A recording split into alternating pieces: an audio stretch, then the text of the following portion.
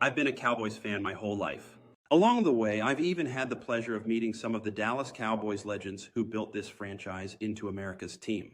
From the days of Tom Landry and Roger Staubach to the dynasty of the 1990s, the history of this team runs deep.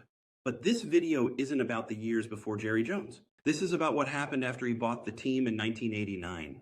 The coaches, the players, the championships, the heartbreaks, the high expectations, and the long drought that still lingers today.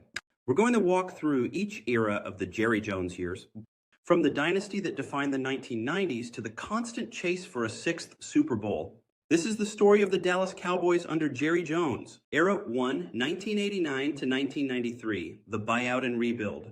When Jerry Jones bought the Dallas Cowboys in 1989 for $140 million, the franchise was in trouble. The Tom Landry era had just ended, the team was aging, and attendance was falling. Jones made an immediate and controversial move. He fired Landry, the only coach in franchise history at that point, and brought in his old college teammate Jimmy Johnson. Fans hated it at first, but this decision changed the course of the Cowboys forever. That same year, the Cowboys drafted quarterback Troy Aikman with the first overall pick. It looked promising, but the season was brutal. The team went 1-15, one of the worst records in National Football League history. But hidden in that failure was the foundation of a dynasty. Johnson and Jones were tearing down the roster and rebuilding from the ground up. The move that defined this era came in 1989 with the Herschel Walker trade. Johnson and Jones sent Walker, the team's best player, to the Minnesota Vikings in exchange for a mountain of draft picks. At the time, many thought Jones had lost his mind. But those picks turned into Hall of Fame talent. Emmitt Smith, Darren Woodson, Russell Maryland, Kevin Smith, and others who became the backbone of the 1990s Cowboys. By 1991, the rebuild was showing results. The Cowboys made the playoffs and won a postseason game for the first time since 1982. Aikman, Smith, and Michael Irvin, soon to be known as the Triplets, were beginning to dominate. In 1992, it all came together. The Cowboys went 13-3, steamrolled the San Francisco 49ers in the National Football Conference Championship, and crushed the Buffalo Bills in Super Bowl 27. They won again the following year in Super Bowl 28, cementing the start of a dynasty. But even during this rise, tension was brewing. Jerry Jones and Jimmy Johnson clashed over credit. Johnson was building the team, but Jones wanted recognition as the driving force. Still, during this era, the Cowboys had returned to being America's team, setting the stage for one of the greatest runs in National Football League history. Era 2, 1993 to 1996, peak dynasty. The Cowboys entered the 1993 season as defending champions, but it was not smooth sailing. Emmitt Smith, the heart of the offense, held out the first two games in a contract dispute. The team started 0-2, and Jerry Jones was under fire for letting his star back sit. But when Smith finally returned, he played like a man possessed. He led the league in rushing, won Most Valuable Player, and delivered one of the most legendary performances in Cowboys history, playing through a separated shoulder against the New York Giants in the season finale, carrying Dallas to the National Football Conference East crown. The Cowboys went on to beat Buffalo again in Super Bowl 28, giving them back-to-back titles.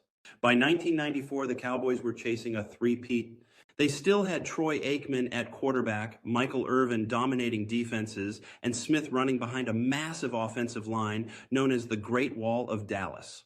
But the rivalry with the San Francisco 49ers reached its peak. In the National Football Conference Championship that year, turnovers doomed Dallas, and the 49ers kept them from another Super Bowl appearance. That offseason, the power struggle between Jerry Jones and Jimmy Johnson exploded. Despite winning 2 championships, Johnson was forced out, and Barry Switzer, a college legend but unproven in the National Football League, was brought in.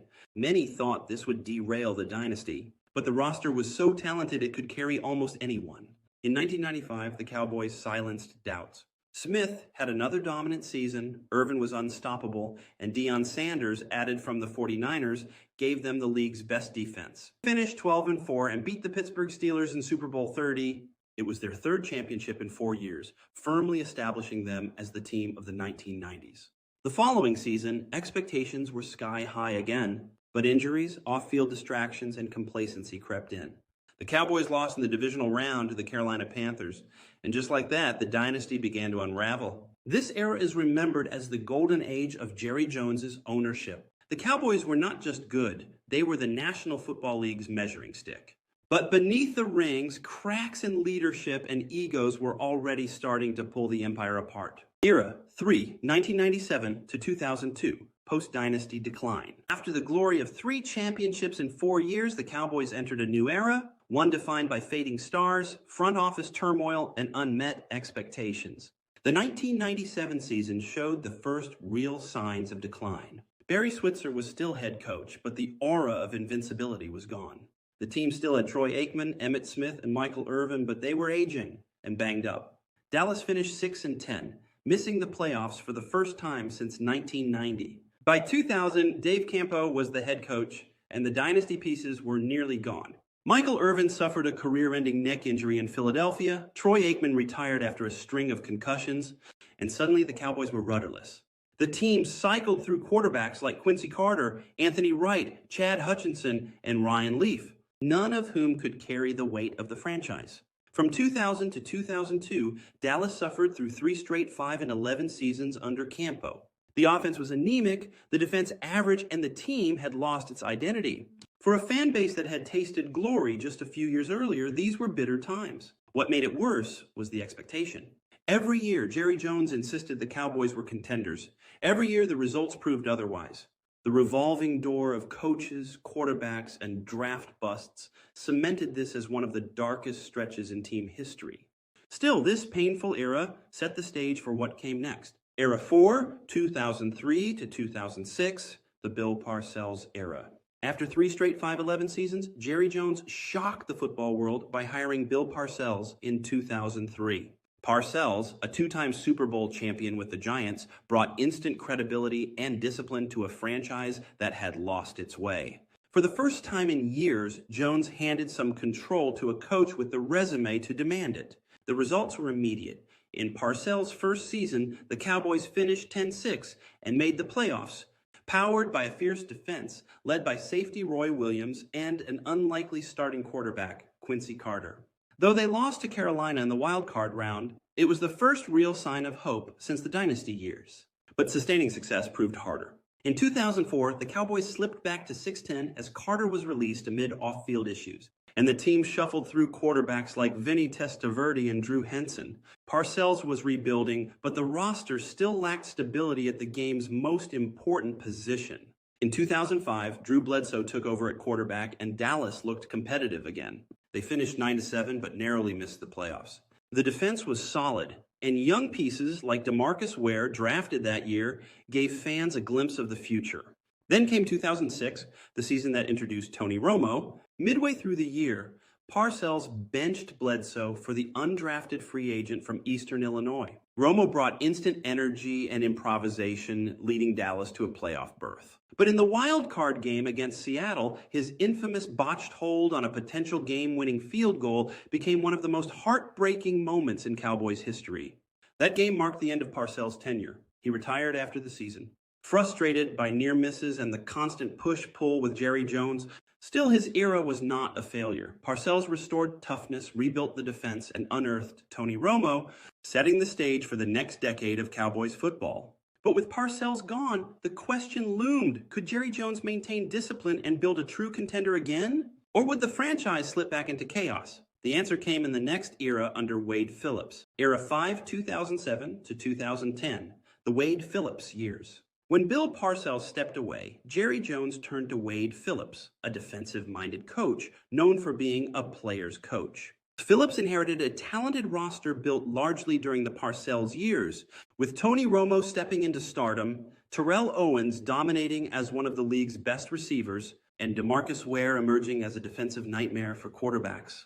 The 2007 season looked like the Cowboys' return to greatness. Romo was electric, Owens was putting up monster numbers, and Jason Witten was establishing himself as one of the NFL's premier tight ends. Dallas went 13-3, earning the #1 seed in the NFC. Expectations couldn't have been higher. This looked like the year the Cowboys would finally break through to the Super Bowl.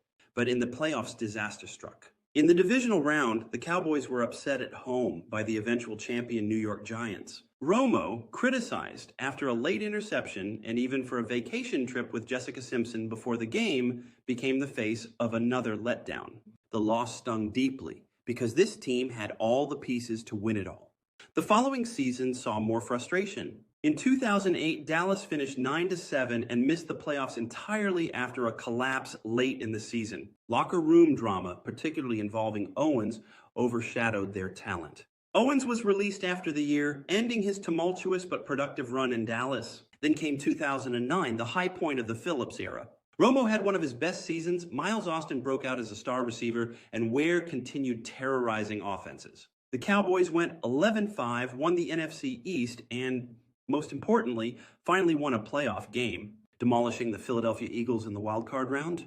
It was their first postseason victory since 1996, ending a 13-year drought. But once again, the momentum fizzled. In the divisional round, the Minnesota Vikings crushed Dallas 34-3. The promise of a Super Bowl run was over almost as quickly as it began. By 2010, the wheels completely fell off. The Cowboys stumbled to a 1-7 start, and Wade Phillips was fired mid-season. Jason Garrett, the offensive coordinator, was promoted to interim head coach. He went 5-3 the rest of the way, earning the job full-time. The Wade Phillips era will always be remembered as the time when Dallas had the talent to win a championship but couldn't get over the hump. Romo had proven he was a franchise quarterback, Ware was the face of the defense, but the Cowboys kept coming up short when it mattered most. The next era would be defined by Garrett himself. Years of promise, heartbreak, and a maddening cycle of almost there. When Jason Garrett officially took over in 2011, Jerry Jones believed he had his next Tom Landry, a young, intelligent coach who could be the face of the Cowboys for decades. But instead of greatness, the Garrett years became defined by heartbreak and the phrase Cowboys fans came to hate, 8-8. The 2011 season began the trend. Romo was in his prime, Dez Bryant was emerging as a star receiver, and DeMarcus Ware was still one of the NFL's most feared defenders. Yet the team finished 8-8, missing the playoffs after a season-ending loss to the Giants, who went on to win the Super Bowl. In 2012, the story repeated itself. Dallas was competitive all year, but once again they finished 8-8, missing the playoffs with a Week 17 loss, this time to Washington. Romo threw 3 interceptions in the decisive game, fueling criticism that he couldn't win when it mattered most. By 2013, fans were exhausted with the same script. The Cowboys, for the 3rd straight season, went 8-8. Once again, it came down to the final game of the year against Philadelphia. Romo, dealing with a back injury, was sidelined, and backup Kyle Orton threw a late interception to seal yet another crushing finish. 3 straight seasons of the exact same record, the exact same heartbreak. Still, there were glimmers of hope. Dez Bryant blossomed into one of the league's best wideouts. Sean Lee was the heart of the defense when healthy, and a dominant offensive line was being built around first-round picks Tyron Smith, Travis Frederick, and Zach Martin. The pieces were there, but the results never matched. Then came 2014, a season that felt different. DeMarco Murray had a career year, rushing for over 1,800 yards behind that dominant line. Romo had one of his best statistical seasons, Dez was unstoppable, and Dallas finished 12-4. They finally broke the 8-8 curse and won the NFC East. In the playoffs, they beat Detroit in the wild-card round, but the divisional game in Green Bay became infamous for one moment, the Dez Bryant catch. On 4th and 2, Romo lofted a deep pass to Bryant, who made a spectacular leaping grab at the goal line. It looked like the play that would send Dallas to the NFC Championship. But after review, officials overturned it, ruling Dez had not completed the catch. Cowboys fans will never forget, Dez caught it became a rallying cry. Dallas lost the game, and once again, a promising season ended in bitter disappointment. The Jason Garrett era to this point had produced talent, drama, and endless heartbreak. The Cowboys were good enough to hope, but never good enough to deliver. And as the Romo years wound down, the team's future would hinge on the rise of 2 new stars, Dak Prescott and Ezekiel Elliott. Era 7, 2015 to 2019, Dak and Zeke arrive. The 2015 season marked the beginning of the end for Tony Romo. Coming off the heartbreak of the 2014 Dez Bryant no-catch game, expectations were high, but Romo's body started breaking down. He suffered multiple collarbone injuries that year, and without him, the Cowboys collapsed to a 4-12 record. The roster had talent. Dez Bryant, Jason Witten, a dominant offensive line, but no quarterback stability. That collapse set the stage for one of the most pivotal drafts in team history. In 2016, Dallas selected Ezekiel Elliott, 4th overall, a dynamic running back from Ohio State, and later in the 4th round took quarterback Dak Prescott out of Mississippi State. At first, Dak was seen as a developmental backup behind Romo, but when Romo went down in the preseason, Prescott stepped in, and the Cowboys never looked back. The 2016 season was magical. Behind Elliott's explosive running and Prescott's poise, Dallas went 13-3, tying the best record in franchise history. The Dak and Zeke era was born. The offense looked unstoppable, powered by that offensive line, and 2 rookies who seemed destined for greatness. But once again, the playoffs brought heartbreak. In the divisional round, Aaron Rodgers and the Packers stunned Dallas with a last-second field goal after Rodgers completed a legendary sideline throw to Jared Cook. The dream season was over. The Cowboys rebounded in 2018, trading for wide receiver Amari Cooper midseason to give Dak a true #1 target. They finished 10-6, won the NFC East, and beat Seattle in the wild card round.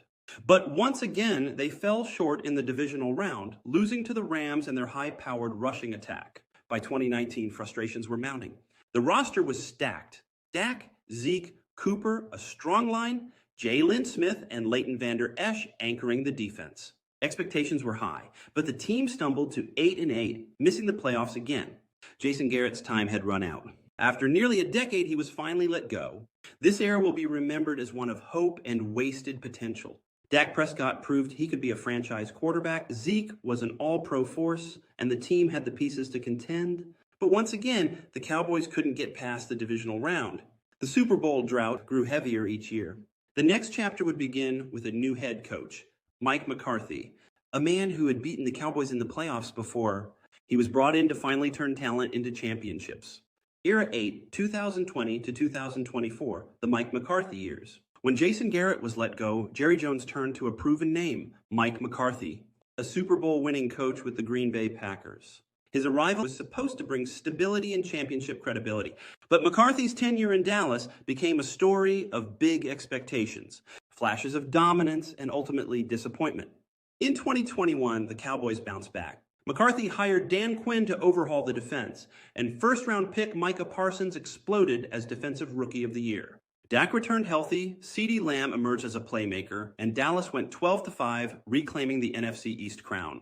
But the season ended in heartbreak. In the wild card round against the San Francisco 49ers, a final drive ended in chaos when time expired before Dak could spike the ball. Another promising year, another postseason flameout.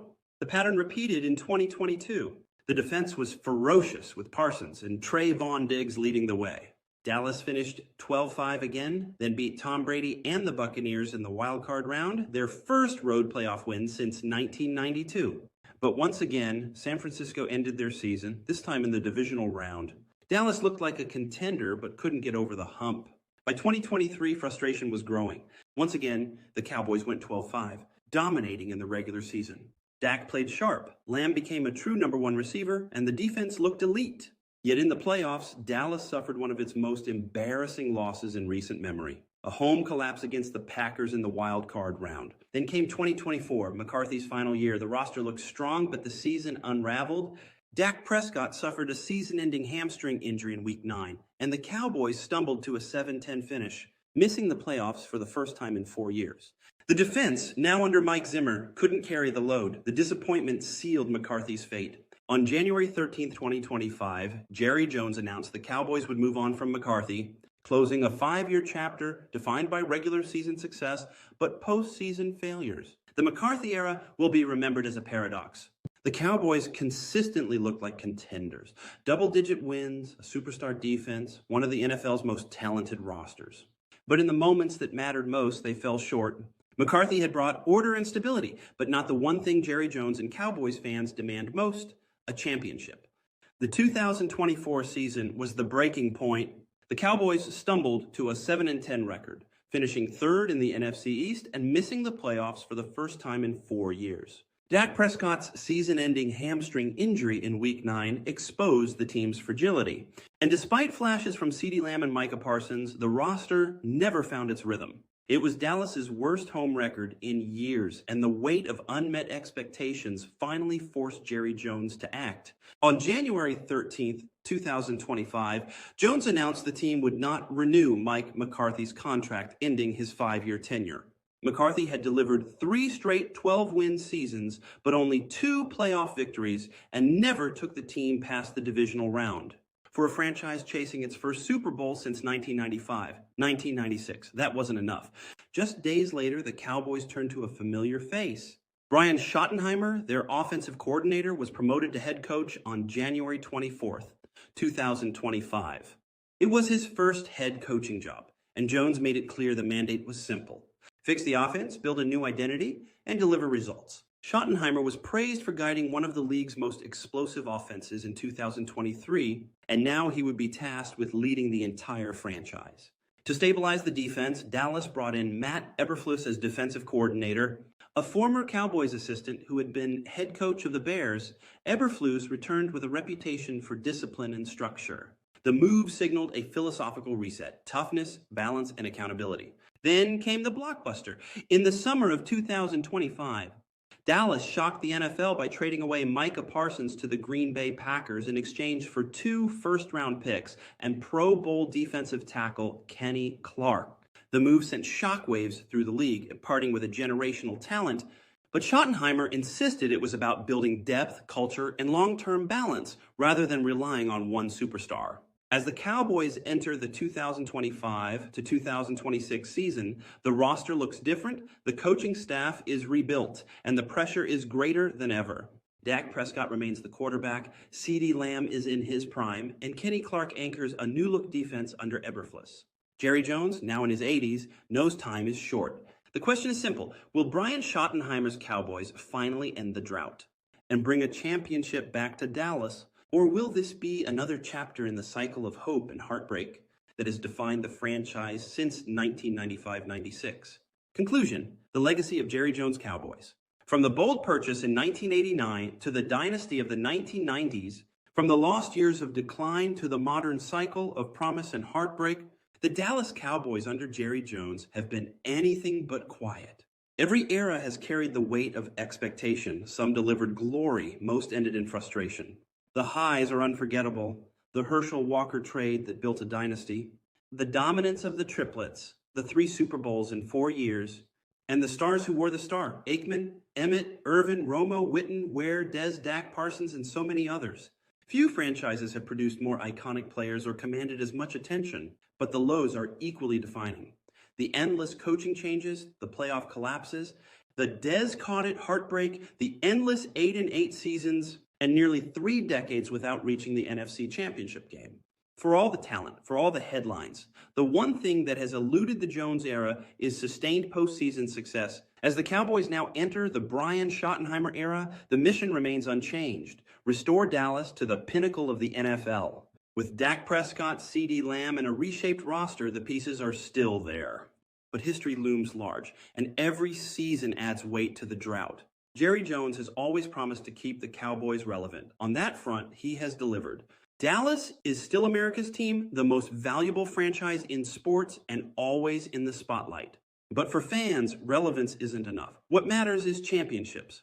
The story of the Jerry Jones Cowboys is still being written. And the final chapter, the one Jones and millions of fans have been waiting for, will only come when the Lombardi Trophy returns to Dallas once more.